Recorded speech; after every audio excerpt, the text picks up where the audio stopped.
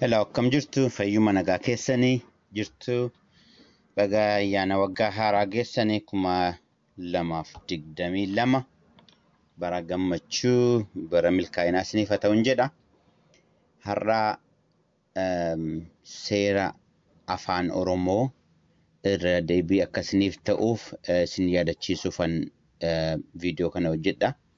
Seerota kana beektu I'm sure garuu yoo irra deebine gaariidha.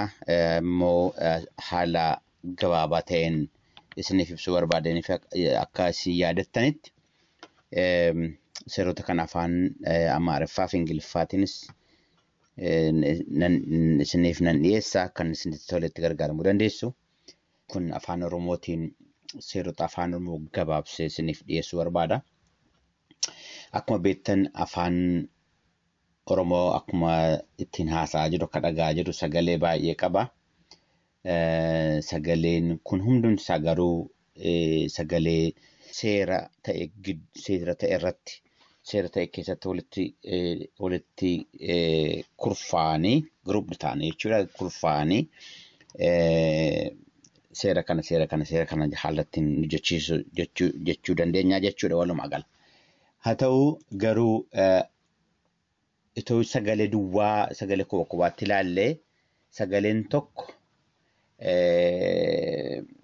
haala ittiin dhiyaatu yoo xinnaate haala sagalee 5 qaba afaan Oromoo keessatti.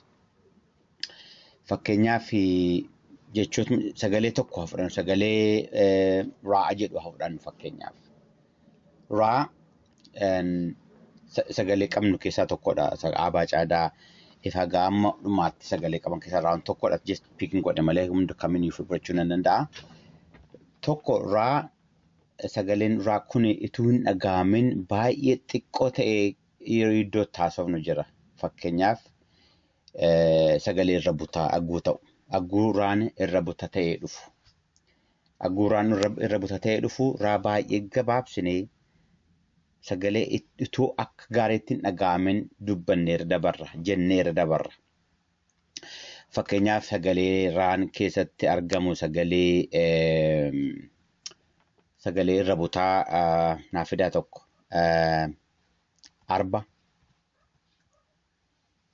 arba achi keessatti raan baay'ee gabaabinarra darbee irra butaadha sagaleen isaa sirriitti hin dhaga'amu. Marqaa amma sagaleen raa achi keessatti sagalee irra butaatti iddoo sagalee irra butaattidha. Hedduu gabaabinarra illee darbee sagalee isaa sirriitti hin dhageenyu.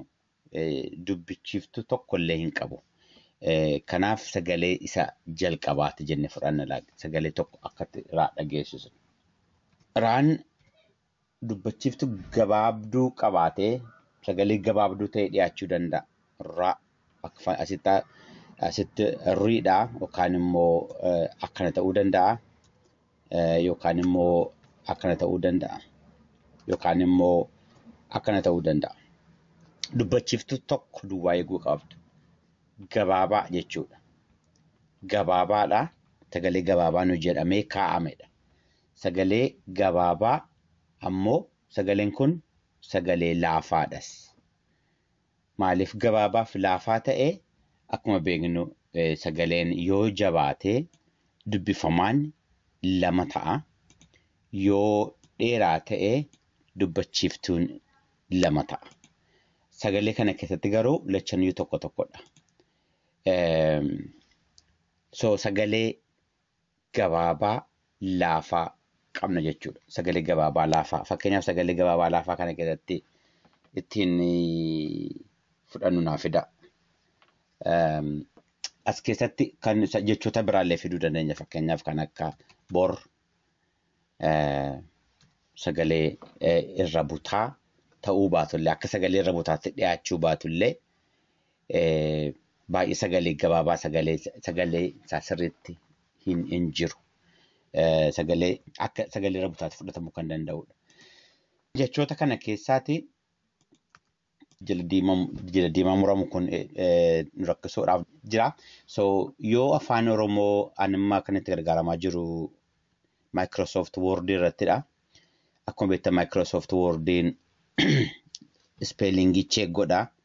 Yoo spellingii qubeessuun kun dictionary inni qabu keessa hin jiraanne dogoggora jedhetu recommend godha. Yoo right click goone add goona ta'e dictionary itti dabaluu dandeenya. Garuu kun dictionary afaan Oromoo waan hin taaneef itti dabaluun barbaachisaa miti. Kan akka inni hin taane akka inni ittiin fufne gochuudhaaf as keessa gallee file keessa gallee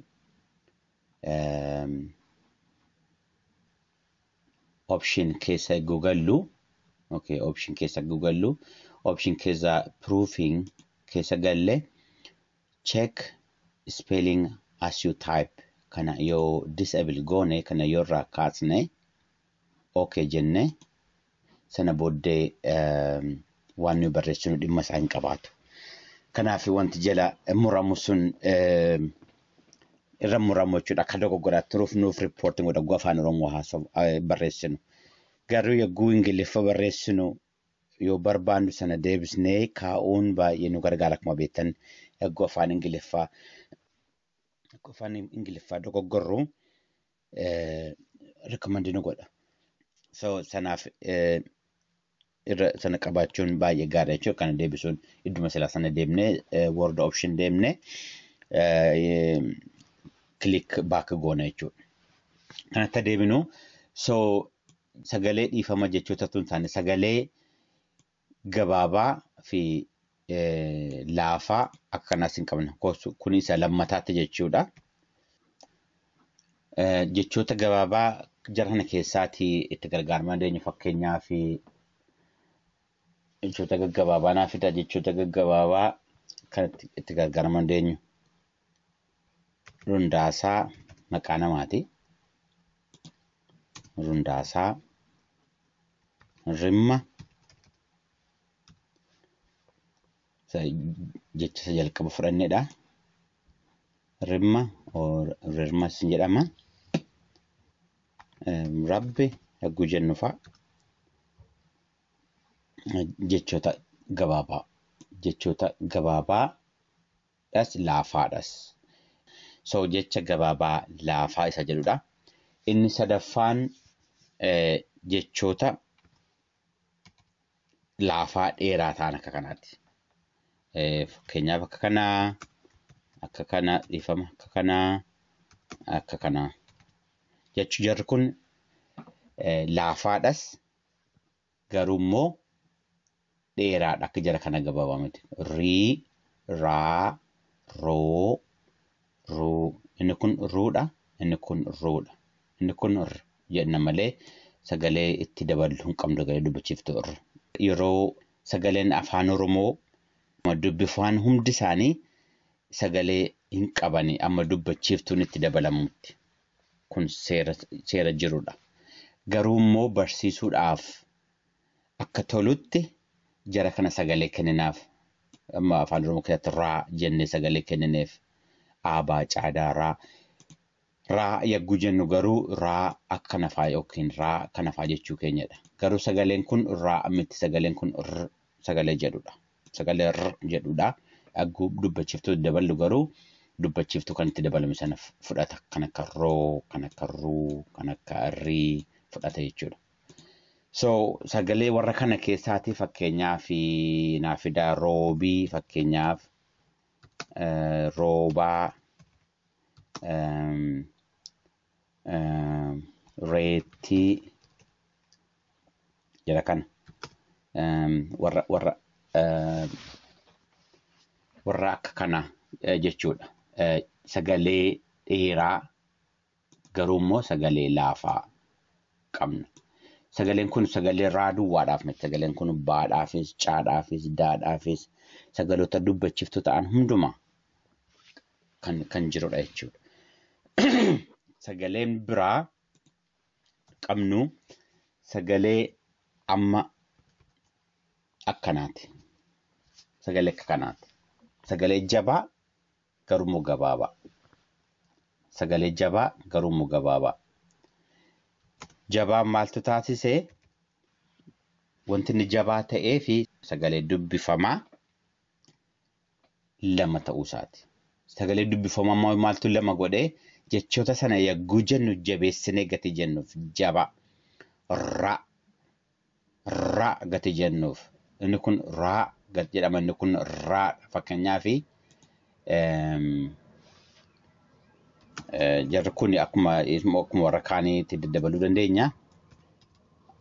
Garaagarummaa qabu dubbachiiftuu shananiif iyyuu kaa'uu dandeenya. Jechoota warra kanaa keessa jiran fakkeenyaaf jechoota ciccimanaa fida. Fakkeenyaaf dhiifama kun roota tokkodha. Sagalee biraan fudhadhaa fakkeenyaaf dhibba yagguu jennu akkuma raa kanaati sagalee jabaaf gabaabaadha dhibba. Kan raadhaan argachuu hin dandeenye garuu jiraachuu danda'a jechoota baay'ee waan ta'aniif jechoota yaadachuu dandeenyeef dhibba yagguu jennu dhibbaa miti dhibba sagalee jabaadhaa fi gabaabaadha. Wanta kanaa jechuun akkanaa immoo baay'ee jiru afaan Oromoo keessatti jechuudha. Fakkeenya kan yaadatan barreessaa warra jechoota akkanaa jabaa gabaabaa warra ta'an. Dhibbi fakkeenyaaf sirrii kanaatiif tokkodha sagalee baa jabaa gabaabaa ta'e tokko kan biraa isiniif dabala. Sagaleen inni biraa akkuma ilaalaa jirtan sagalee jabaa fi dheeraadha. Sagalee jabaaf dheeraa. Sagalee jabaaf dheeraan kun lachaniyyuu dabilii qaba jechuudha. Fakkeenyaaf dabilii qabaa, dabilii qabaa, maaliif dheeraa waan ta'eef dabilii qaba. Sagaleen jarri kun jabaadhas dheeraadhas. Wanti jira jabeesseef wanti jira dheeres akka nuyi jennudha. Akka nuyi itti jennu kana gadi dhichisnee jenna immoo irra turra yagguu jennu. Fakkeenyaaf roorroo sagaleen kun lamman jecha sagalee tokkorraa hojjetaman garuu roo isa jalqabaatiif roo isa lammaffaa dhaggeeffadha. Roorroo inni kun jabaadhas dheeraadhas inni kun garuu laafaa dheeraadha. Roorroo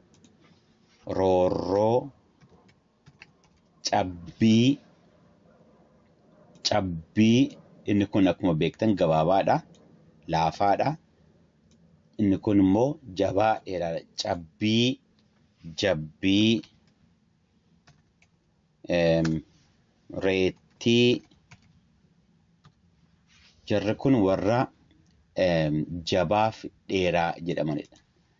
Akkuma amma arginu sagalee adda addaa qabna jechuudha. Sagalee akka ributaatti gargaaramnu sagalee laafaadhaa fi gabaabaa, sagalee laafaa dheeraa, sagalee jabaa gabaabaa, sagalee jabaa dheeraa. Sagalee akka kanaatu afaan Oromoo keessa jira. Sanarraa kaa'ameeti seeronni afaan Oromoo kan qophaa'an jechuudha. Seeronni afaan Oromoo akkuma beektan seera gabaabaaf dheeraa qabna. Gabaabaaf dheeraa. Seera laafaaf jabaa qabna. Seera irra butaa qabna. Ammoo seera hudhaas jira. Seerri hudhaa akkuma beektan seera dubbachiiftuu haala ittiin dubbachiiftuu haasofnu haala itti barreessinu kan mijeessedha. Sana tokko tokkoon ilaalla booddee. Gara seeraatti hagguu ilaallu kun sagalee afaan Oromoo qabudha. Sagaleewwan afaan Oromoo qabu sagalee adda addaati. Akkuma ilaallu sagalee iddoo shanitti hiramuu danda'amudha. sagalee iddoo shanan kana keessaati sagalee irra butaa yookaan sagalee dubbachiftuu tasayyuu hin qabne. Fakkeenyaaf jarri kun baay'eedha. Ol, as, fakkeenyaaf an jechoota irra buta maleeyyuus jechoonni akka sagalee irra butaatti sagalee irra buta kan jennu sagalee yagguu sagaleen dubbachiftu tokko sagaleen dubbifamaan tokko sagalee dubbifamaa tokkotti aanee ituu dubbachiftuun qabaatiin yagguu dhufudha. Fakkeenyaaf raaf baa asitti immoo raaf qaa irra butadha raan asittis raan irra butadha. Jarri warra kana baay'ee. Jarri kun immoo akka irra butaatti miti garuu akka sagalee irra butaa sagalee dubbachiftuu hin barbaachisan. Maaliif? Baay'ee amma yartuu jenna an yagguu jennu naa sagaleen naa baay'ee xinnoodha. An jira as kottu yagguu jennu. Garuu immoo al tokko immoo yeroo itti dogoggorsan jiru. Fakkeenyaaf ani inni kun anidha. Inni kun ani. Asi. So yeroo sana sagalee dubbachiftuu irra butatu hin taane sagalee gabaabaa laafaa ta'a. Fakkeenyaaf olii gad yagguu jennu.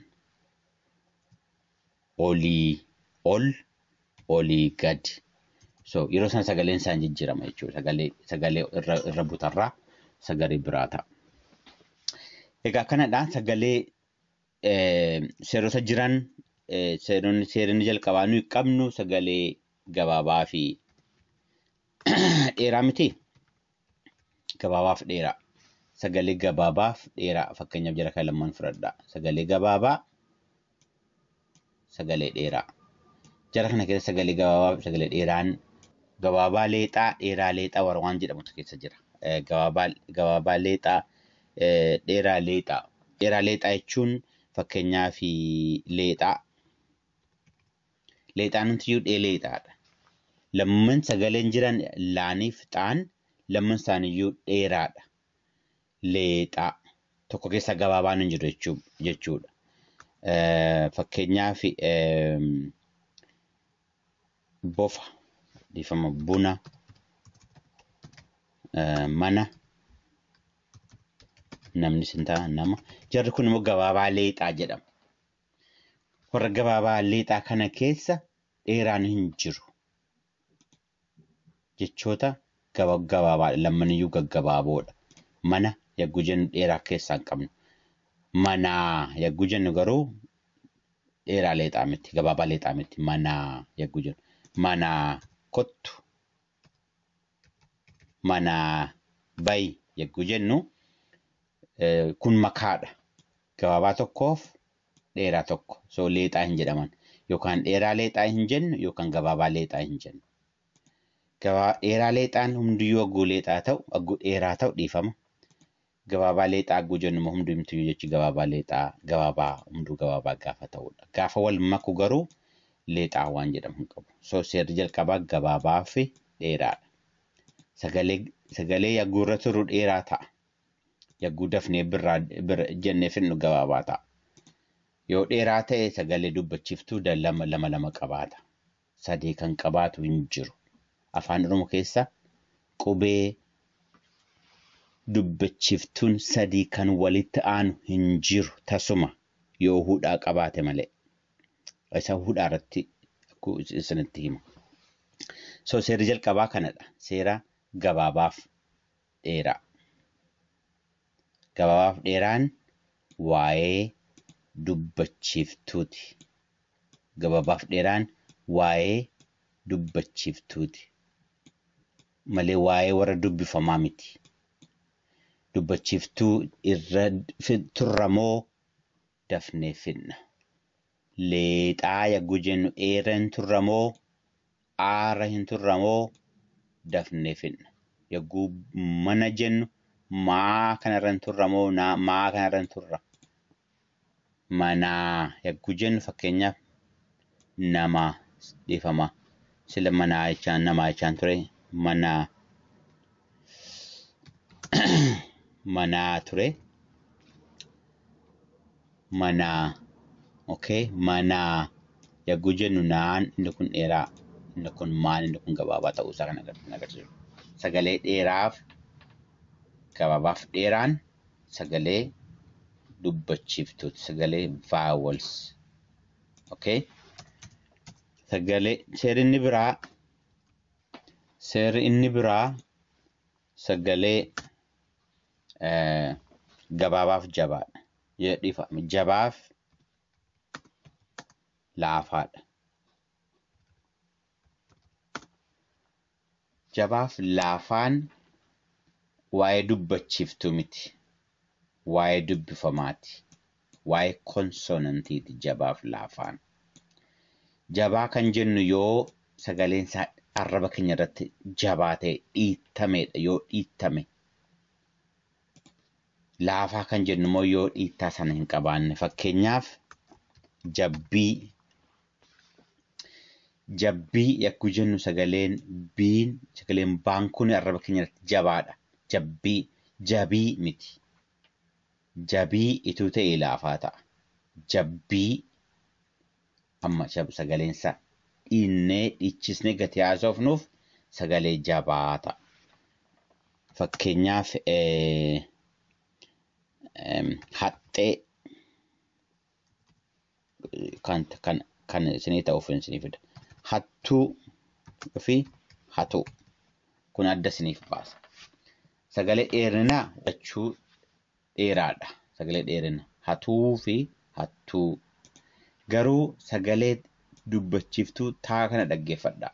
Hattuu hatuu. Hattuu hatuu. Inni kun jabaadha. Inni kun laafaa jedhama. Yeroo sagaleen jabaa ta'u akkana jabaa ta'u yeroo hundumaa sagaleen dubbifamaan konsonantiin lama ta'a. Konsonantiin bifa tokkoo lama ta'ee barreeffama. Konsonantiin bifa tokkoo sadii ta'ee barreeffamu afaan Oromoo keessatti tasayyuu hin jiru. Konsonantiin sadii walitti aanuu hin danda'a. Yeroo namoonni keessumaaf qubee dachaarra jiru. Fakkeenyaaf bulchaa. Qubee dachaa yagguu jiru konsonantiin sadii walitti aanee barreeffamuu danda'a. Garuu konsonantiin yookiin dubbachiiftuun gosa tokkoo sadii walitti aanee hin barreeffamu jabaa agarsiisuudhaaf.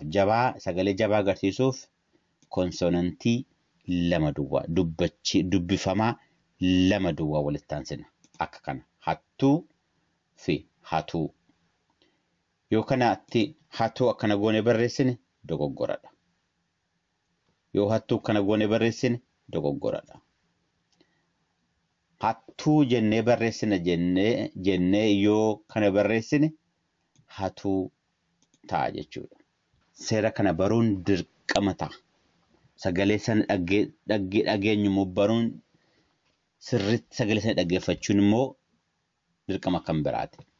Maaliif sagaleen jabaaf laafaa adda baasnaan afaan Oromoo akka kanaan dura isinitti hime waanuma haasofne waanuma jennu san exactly lafa keenya jechuudha. Hattuu hatuu. Okay. Yeroo qubee dachaa ta'u garuu akkana hin goonu. Fakkeenyaaf dachaa fudhadhaa. Dachaan sagaleen chaa jedhu sagalee jabaadha. Garuu gatii sagalee jabaa ta'eef akkana jennee akkana goone hin barreessinu.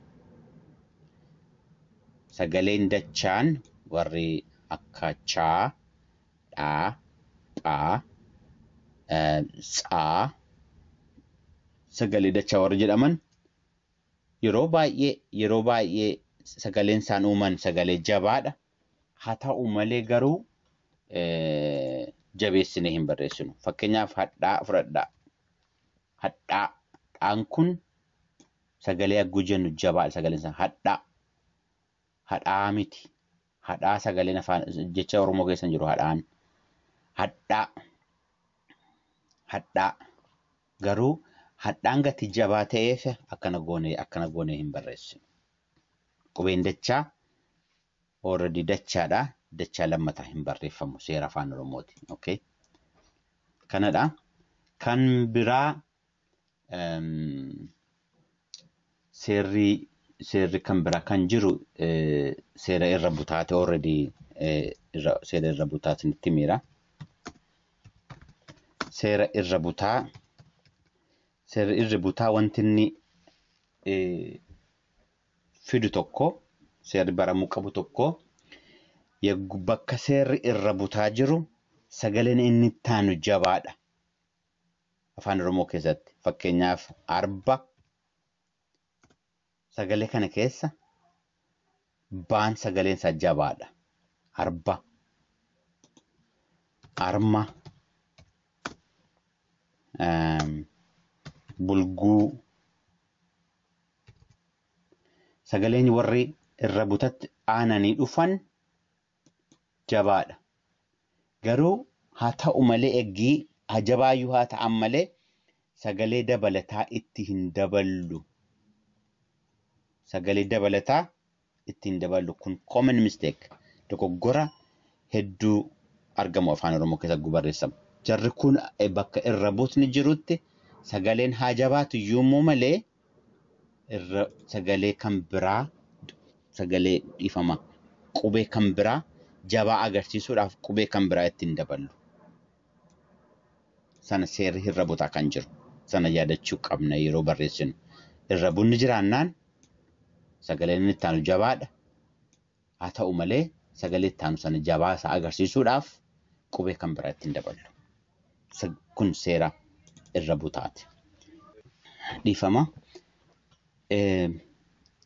Seerri inni kan biraa inni taanu seera hudhaati. Seera hudhaa. Hudhaan apostrophe afaan Ingiliffaatiin jedhama. Apostrophiin afaan Ingiliffaatiin fi inni waa'ee inni baasu fi afaan Oromoo keessatti waa'ee inni baasu garaagara. Afaan Ingiliffaa keessatti akkuma beektan possession agarsiisa afaan way tokko kan eenyu akka ta'e agarsiisa fakkeenyaaf his theirs and so on waan akkasan yookiin immoo contraction agarsiisa fakkeenyaaf agguu dhiifama agguu akkana faatti barreessin he is he has akkana faatti barreessuudhaaf ta'a afaan Ingiliffaa keessatti. Garuu afaan Oromoo keessatti akkasana miti. Afaan Oromoo keessatti sagaleen dubbachiiftuu yagguu dhaga'amudha. Yagguu sagaleen dubbachiiftuu dhaga'amu hudhaan jiraachuu isaatti yookiin itti gargaarama. Amma waan amma kana keessaa agguu haasaa amma gara oliitti kan arginu keessaatti sagaleen dubbachiiftuu hin dhaga'amu.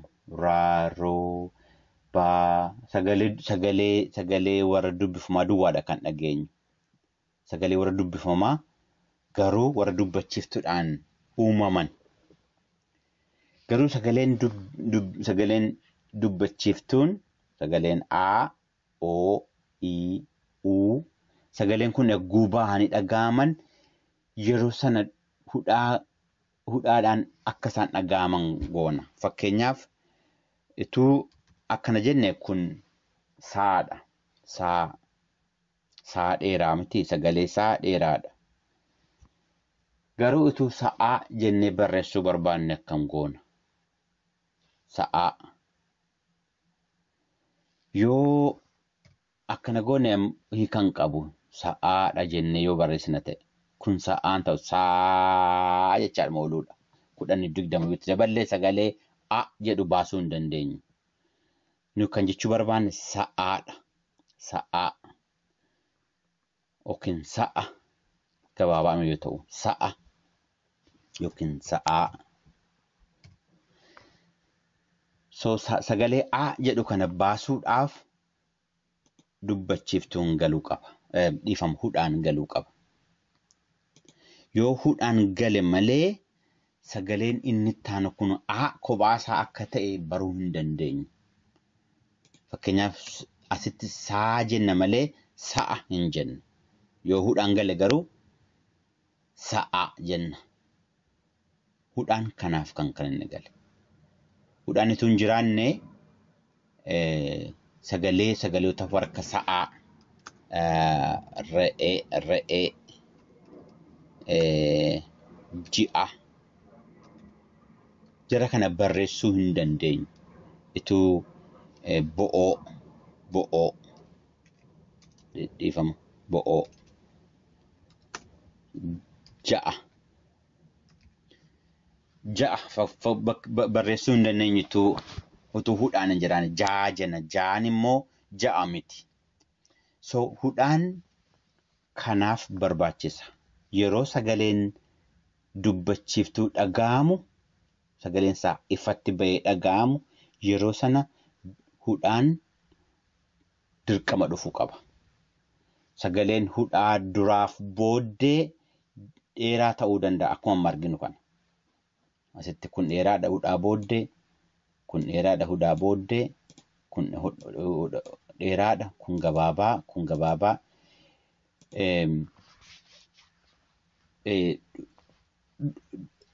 Fuulduraaf dudduubaan illee haa ta'u kan dheerinaaf gabaabina isaa murteessu sagalee nuyi baasnu sanadha. Sagalee nuyi jennu sanadha. Kanaaf hudhaan baay'ee barbaachisaa jechuudha. Ituu hudhaan hin jiraanne jechoota afaan Oromoo keessa jiran baay'ee jiran barreessuu hin dandeenyu. Warra kana sa'a, re'ee, ja'a jechoota baay'eetu jiru.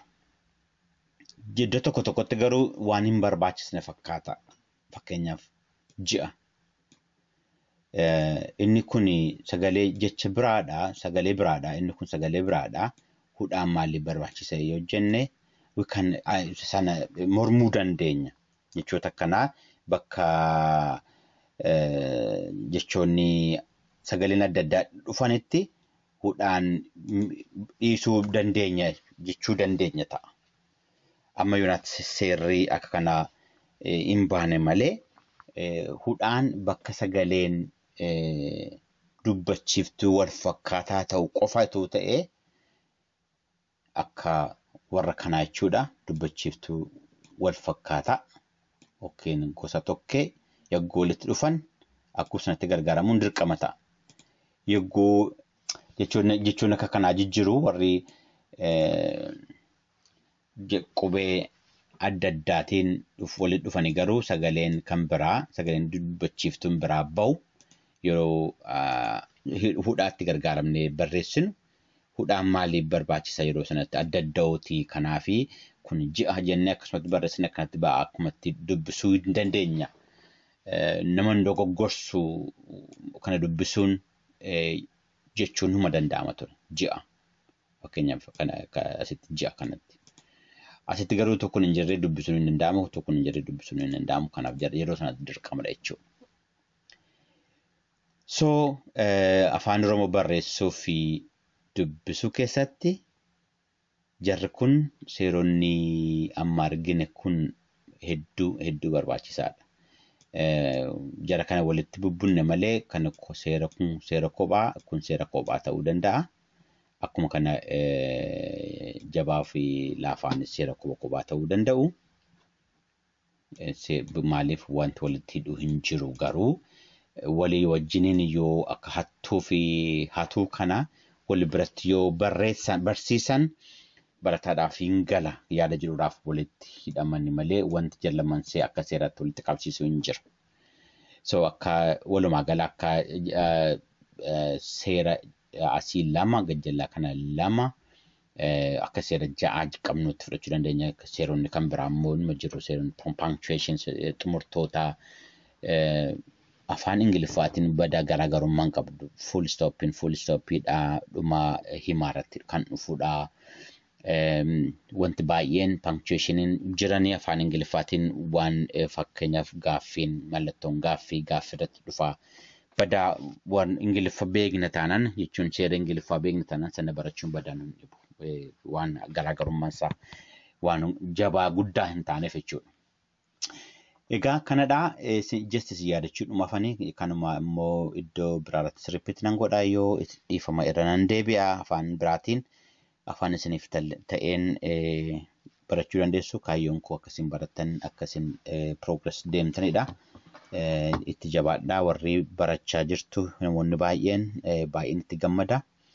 Ulfaadhaa galatoomaa jedha guyyaa gaarii bara gaarii nagaatti.